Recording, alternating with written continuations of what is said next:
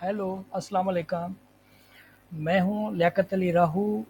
आज हम सीखेंगे कि कोहा के अंदर हम बल्क में जो पेट्रोन्स रिकॉर्ड्स होते हैं उनको हम किस तरीके से इंपोर्ट कर सकते हैं, उसका तरीक़ेकार क्या है, उसकी हमारे पास कौन-कौन सी रिक्वायरमेंट है कि पहले हमें कौन-कौन सी चीज़ें फ़ॉलो अप करनी चाहिए, उसके बाद हम बल्क में रिकॉर्ड इंपोर्ट कर सकते हैं। तो जब हम बल्क में रिकॉर्ड इंपोर्ट करते हैं तो उसमें सबसे पहले हमें कुछ चीज़ें ऐसी हैं जो हमें नज़र में रखनी है। कि सबसे पहले हमें कोहा के अंदर फ्यू इम्पोर्टेंट थिंग्स हैं जो हमें ज़रूरी पहले वेरीफाइड करनी है से कि आप जो रिकॉर्ड इंपोर्ट कर रहे हैं वो कौन सी लाइब्रेरी के रिकॉर्ड्स हैं। और उसके बाद दूसरी चीज़ ये है कि आप उसको जो यूज़र्स हैं आपकी लाइब्रेरी के वो कौन सी कैटेगरी के हैं, क्योंकि हमारे पास आप देखें ना कि यूज़र्स जो होते हैं वो बहुत मल्टीपल कैटेगरीज़ के होते हैं, जिसके अंदर आपके पास अंडर ग्रेजुएट के होते हैं, पोस्ट ग्रेजुएट के होते हैं, फैकल्टी मेंबर्स होता है, ऑफिसर्स होते हैं, एडमिन स्टाफ होता है। तो इस तरह के मल्टीपल टाइप्स के कैटेगरीज़ के यूज़र्स होते हैं हमारी लाइब्रेरी में। तो whenever you want to import the bulk record, at that time you must clarify कि which type of the category you are importing. So firstly you must clear that, for example, at this time we are importing our records in a undergraduate student. So firstly you must clarify in which category you are importing the record. Is their category is available in a Koha or a not? ठीक है जी। तो हम पहले क्या करते हैं कि यहाँ पे आके हम वेरीफाई करते हैं कि सबसे पहले आप लाइब्रेरी वेरीफाई करेंगे कि जिस लाइब्रेरी की में आप अपने रिकॉर्ड्स को इंपोर्ट कर रहे हैं वो लाइब्रेरी अवेलेबल है। मिसाल के तौर पे मैं जो जिस लाइब्रेरी में इंपोर्ट करना चाह रहा हूँ वो मेरी लाइब्रेरी है म्यूट लाइब्रेरी। इसका कोड क्या है, MUET। ठीक है। Number one, verification is required for a library. Then the second thing is that we must verify the category, in which category you are importing the bulk records. So simply the my other thing is that category of the users is a undergraduate. Clearly, पहले हमने ये दो चीज़ें verify कर ली। उसके बाद आपने ये वेरीफाई करने के बाद आपके पास एक्सेल शीट फॉर्मेट यहाँ पे भी कोहा ने दिया हुआ है। जैसे आप यहाँ पे इंपोर्ट पे क्लिक करते हैं तो यहाँ पे ये देखें CSV फाइल एक अवेलेबल है। मैंने इसको ऑलरेडी डाउनलोड करके रखा हुआ है। ठीक है। अब हम क्या करते हैं कि ये हमारे पास फाइल ऑलरेडी अवेलेबल है, डाउनलोड करके मैंने उसमें अपने रिकॉर्ड्स इंपोर्ट किया है। अच्छा, इसके अंदर देखें यहाँ पे इन्होंने वैसे तो बहुत सारी फ़ील्ड्स दी हुई हैं, सारी फ़ील्ड्स हमारे काम की नहीं हैं। कुछ नेसेसरी रिक्वायर्ड फ़ील्ड्स होती हैं जो आपने यहाँ पे पुट करना ज़रूरी है। सबसे पहले हमारे पास ये देखें कार्ड नंबर आता है। Card number it means simply the barcode. अब आपकी लाइब्रेरी बारकोड में क्या यूज़ कर रही है? आया रोल नंबर को यूज़ कर रही है एज अ बारकोड, या आपने कोई और आइडेंटिटी बनाई हुई है यूज़र्स की, वो कहलाता है कार्ड नंबर।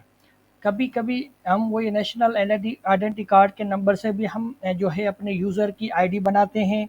ठीक है ना, क्योंकि लाइब्रेरी लाजमी नहीं है स्टूडेंट की लाइब्रेरी हो, कोई और भी हो, तो वहाँ पे NIC नंबर होता है, या मेंबरशिप नंबर होता है, या रोल नंबर होता है। इस तरह से बहुत सारी फील्ड्स होती हैं। जिस भी फील्ड का आपने बारकोड बनाया हुआ है, चाहे वो आपका QR कोड में हो, फॉर्मेट हो उसका, या बारकोड का फॉर्मेट हो, तो वो नंबर आपने यहाँ कार्ड की फील्ड में देना है। Number one thing is important. Okay. Then the surname की जगह पे इट मीन्स हमने स्टूडेंट का नाम दे देना है कि स्टूडेंट नेम क्या है। Then the first name is a father name, क्योंकि हमारे पास हम जो सरनेम होता है हम फादर के साथ भी लिख लेते हैं, सेपरेट लिख लेते हैं। तो क्या होगा कि जब आप इसको स्कैन करेंगे at the time of circulation, तो वो क्या करेगा, फर्स्ट नेम को सरनेम को ले आएगा, क्योंकि in the foreign country first name is first पहले ही आता है। तो हमारे पास क्या होता है, हम स्टूडेंट का नाम पहले देते हैं। तो उसी लिए मैं ये सजेस्ट करता हूँ कि आप सरनेम की जगह पे स्टूडेंट का नाम दे दें, देन फर्स्ट नेम में आप अपने उसका स्टूडेंट का फादर नेम दे दें। ठीक है जी। देन आप टाइटल देते हैं तो भी ठीक है, दैट इज़ नॉट नेसेसरी। उसके बाद अदर नेम है, वो भी ज़रूरी नहीं है। अच्छा, इनिशियल में मैंने इसको एज अ बैच आइडेंटिफिकेशन किया हुआ है कि स्टूडेंट की बैच कौन सी है। ठीक है जी। देन आपके पास उसकी एड्रेस है। ठीक है, एड्रेस फील्ड आप यूज़ करें, एड्रेस 1 वाली यूज़ करना चाहें या एड्रेस। ठीक है जी। अच्छा, उसके बाद एड्रेस 2 है, वो आप यूज़ करें तो भी ठीक है, नहीं करते तो भी ठीक है। ठीक है। नंबर ठीक है, एड्रेस उसके बाद एस टू को छोड़ दें, सिटी है ये ज़रूरी नहीं है, कंट्री है अगर आप यूज़ करना चाहें तो यूज़ कर सकते हैं, ज़िप कोड है वो भी यूज़ करना चाहें, but not necessary, only the few fields और a necessary to use whenever we want to import the bulk record of the patrons. Okay ji? Then the email is a necessary because whenever we want to give the notice to the users in a future, maybe at the same time, and then the phone number of users. Acha, there here is a two numbers. Number one is a phone number and number one and two is a mobile number. So when here we give the users mobile number means a patron जो है आपका उसका आप mobile number देंगे, ठीक है, क्योंकि हमें आगे चल के पेट्रोन्स को मोबाइल पे भी हम एसएमएस कर सकते हैं, क्लियर। अच्छा, उसके बाद ये सारी फ़ील्डें ज़रूरी नहीं हैं, ठीक। अच्छा, यहाँ पे कुछ और फ़ील्डें जो ज़रूर, अब ये देखें branch code, it means simply the library. अब ये कौन-सी लाइब्रेरी है जिसमें आप ये रिकॉर्ड इंपोर्ट कर रहे हैं, जो भी लाइब्रेरी आपकी होगी, उसका कोड आप देंगे। एज़ यू लाइक, जो भी आपकी लाइब्रेरी है, डिपार्टमेंट की लाइब्रेरी है, सेंट्रल लाइब्रेरी है, जो भी लाइब्रेरी आप क्रिएट कर रहे हो, उसका आप कोड देंगे। देन उसके बाद आपके पास कैटेगरी कोड, जो मैं पहले भी आपको थोड़ा-सा कोहा के अंदर व्यू करवा चुका हूँ कैटेगरीज़ में। अब यहाँ पे यूज़र की जो भी कैटेगरी हो, क्लियर? कैटेगरी कोड देंगे। अच्छा, उसके बाद देन आपके पास यूज़र्स को हम जो है पासवर्ड और यूज़र नेम देते हैं कि आगे चल के यूज़र खुद ही कोहा के अंदर लॉगिन होके ओपेक पेज में जो यूज़र नेम और पासवर्ड आता है ना, वहाँ पे यूज़र अपना पासवर्ड आईडी देके और पासवर्ड देके लॉगिन होके देखे कि मेरी हिस्ट्री क्या है, मैंने कितनी किताबें इशू करवाई हैं, कब मैंने किताबें रिटर्न की हैं, मुझे कब करनी है, पूरी user can view the whole history from day 1 to day last.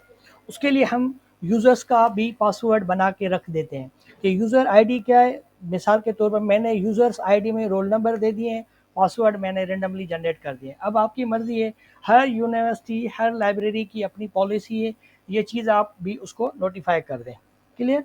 तो इसी तरीके से आपने ये फील्डें इंपॉर्टेंट हैं। इट में सिंपली कार्ड नंबर, सरनेम यानी कि कार्ड नंबर, स्टूडेंट का रोल नंबर है, जो भी बार कोड है, नाम है, फादर नेम है, ईमेल एड्रेस है, फ़ोन नंबर है, ये 5 फ़ील्डें तो इम्पॉर्टेंट हैं एनी हाउ। उसके बाद आपके पास है कि आप उसका यूज़र बनाना चाहते हैं तो आप यूज़र भी बना दें। आप जो भी फ़ील्ड है उसमें ज़्यादा रखना चाहें तो you can put all other fields is you want. But only the 5 fields are the necessary. Number one is a card, name of the student and email of the student and a mobile number of a student. Okay जी, clear. अच्छा, अब हम क्या करते हैं, हम इस field को बंद करते हैं। ये हमारी टेबल है, एक फॉर्मेट है, इस फॉर्मेट में हमने बना दिया, ये फॉर्मेट में डेटा हमने पुट कर दी अपने हिसाब से, क्लियर। अच्छा, अब हम क्या करेंगे, हम कोहा को ओपन करेंगे। जब हम कोहा को ओपन करते हैं तो यहाँ पे हमने टूल्स में जाना है।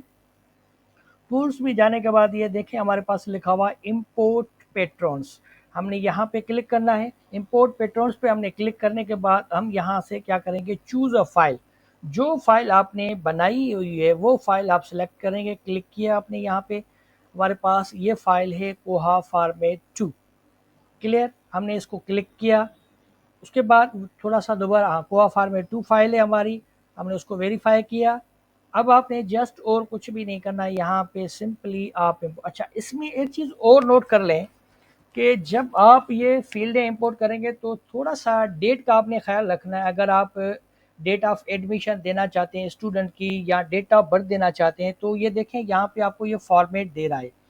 तो डेट का आपका फॉर्मेट आपने ये देखिए, कहता है कि date format should match your system, यानी कि जैसे ये देखें मेरे पास मेरे कंप्यूटर की डेट फॉर्मेट क्या है, पहले आपके पास क्या है, मंथ है, फिर डेट है, फिर ईयर है। जो फॉर्मेट आपके कंप्यूटर की डेट का है उसी फॉर्मेट से आप इसको इंपोर्ट करेंगे। थोड़ा सा ये ख्याल करना है क्योंकि इस शीट के अंदर हमारे पास डेट ऑफ एडमिशन भी है। अगर आप वो यूज़ करना चाहते हैं तो यूज़ करें, अदरवाइज नो नीड। काफ़ी यूनिवर्सिटीज़ यूज़ करती हैं, काफ़ी नहीं करती। ठीक है जी, ये देखें डेट ऑफ बर्थ है, यहाँ पे वो उसी फॉर्मेट में आपने देनी है जो आपका सिस्टम का फॉर्मेट है डेट का। आपने अपना फॉर्मेट नहीं देना, कोई भी अपना फॉर्मेट देंगे तो आपके पास वो एरर दे देगा, क्लियर। उसके बाद जस्ट आपने इंपोर्ट पे क्लिक कर देना है। इंपोर्ट पे क्लिक किया, अब देखें ये क्या कह देता है यहाँ पे, ये आपको क्लियर हिस्ट्री देगा। ये कहता है 11 imported records, 0 overwritten, no import recorded already in the browser, 0। ठीक है, अब ये सारे कौन कौन से रिकॉर्ड इंपोर्ट हो चुके हैं ये सारे आपको बता रहा है।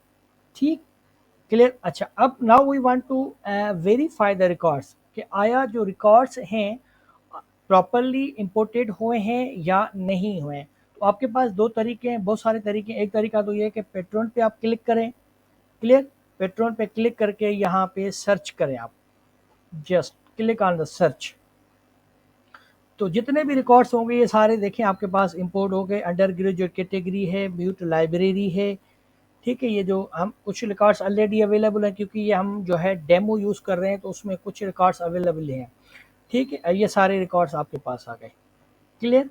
अब ये हमारे पास मिसाल के तौर पे 20CE007 है, इस तरह से रिकॉर्ड्स हैं। अच्छा, इनको दूसरा तरीका ये होता है वेरीफाई करने का। मिसाल के तौर पे मुझे रोल नंबर याद है तो मैं यहाँ लिखूँगा 20CE। अब मैं देखिए इनिशियली नंबर नोट कर रहा हूँ, तो जो इस नंबर से आ रहे हैं वो खुद ऑटोमेटिकली वो डिस्प्ले कर रहा है कि 20CE के 3 नंबर है आपके पास। अगर 1000 होंगे तो 1000 के आ जाएंगे, जितने भी होंगे फॉर एग्जांपल, ठीक है। आप उसको क्लिक करेंगे तो स्टूडेंट की हिस्ट्री ओपन हो जाएगी आपके पास, पूरी की पूरी ये सर्कुलेशन का होगा। फिर जब हम नेक्स्ट में सर्कुलेशन करेंगे तो हमारे पास हम उसको यूज़ कर सकते हैं, क्लियर। तो ये सा आपके पास एक सिंपल सा तरीका कि हम जो है बल्क में जो यूज़र्स हैं उनको किस तरीके से इंपोर्ट कर सकते हैं कोहा के अंदर। इसमें आपके हज़ारों रिकॉर्ड भी हो सकते हैं, 100 रिकॉर्ड भी हो सकते हैं, 15 भी हो सकते हैं, 20 भी हो सकते हैं, 50 भी होते हैं। जितने भी records you want you can import as. अच्छा, जो इसमें हमने यूज़र की मैंने बात की, आपको कहा कि यूज़र जो है हम इंपोर्ट कर रहे थे, यहाँ से यूज़र जो है ना वो अपनी हिस्ट्री चेक कर सकता है ओपेक से। क्योंकि वैसे क्या होता है कि अगर हमारे पास यूज़र जो है लाइब्रेरी में उसको आए फिर लाइब्रेरियन से पूछे, ऑनलाइन का मकसद होता है कि यूज़र खुद कोई वेरीफाई करे। मिसाल के तौर पर ये उसका रोल नंबर है। अब यूज़र को हमने ये दिया हुआ है कि भाई आपका ये रोल नंबर है, ठीक है जी। आपके पासवर्ड ये है कि मिसाल के ABC1 में यहाँ पे, ठीक है, ये पासवर्ड है। आप लॉगिन करो कहीं से भी ओपेक पे पेज पे, आप अपनी हिस्ट्री व्यू कर सकते हो, ठीक। ये यूज़र की हिस्ट्री आ रही है, देखें उसका नाम भी आ रहा है, जितनी डेटा हमने उसकी पुट की हुई है। अभी फ़िलहाल उसने ज़ाहिर बात है हमने नया रिकॉर्ड बनाया हुआ है, तो यूज़र जो है अपनी उसकी कोई हिस्ट्री नहीं है। जब हम इन फ्यूचर यूज़र्स को बुक्स वगैरह इशू करेंगे, रिटर्न करेंगे, तो उसकी हिस्ट्री यहाँ पे मेंटेन होती रहेगी। तो ठीक, यहाँ से user easily first time login होने के बाद अपना पासवर्ड भी चेंज कर सकता है, ठीक है। क्योंकि इनिशियली हम एक रैंडम नंबर से पासवर्ड जनरेट कर देते हैं, उसके बाद यूज़र की मर्ज़ी है वो उसको बता देते हैं, वो खुद जाके अपना पासवर्ड एडिट करके अपना पासवर्ड जो वो चाहे वो रख सकता है, ठीक है। तो इस जो टेबल के अंदर हम यूज़र्स को इंपोर्ट कर रहे थे वो भी तरीक़ेकार है, ठीक। अच्छा, उसके बाद हमारे पास इनकी जो फ़ील्ड्स होती हैं यूज़र्स की, उनको आप फर्दर मिसाल के तौर पे इनिशियली अपडेट कर लिया, किसी की एड्रेस अपडेट हो गई तो आप बल्क में उनको एडिट भी कर सकते हो, बल्क में आप उन यूज़र्स को डिलीट भी कर सकते हो, क्लियर। तो ये था हमारे पास एक आज प्रोसेस के how can we import the bulk record of the users into Koha, clear. Excel sheet format भी आपके पास इन्होंने वहाँ पे दिया हुआ है, उस फॉर्मेट को आप डाउनलोड करें, उसी फॉर्मेट के तहत आप अपनी डेटा को पुट करें। डेटा पुट करने के बाद आप उसको जस्ट इंपोर्ट कर दें, इंपोर्ट होने के बाद आपके पास वो चीज़ इंपोर्ट हो जाएगी, ठीक है, क्लियर। थैंक्स। अगर आप मेरे चैनल पे नए हैं तो सब्सक्राइब करें, शेयर करें, लाइक करें, कमेंट्स करें।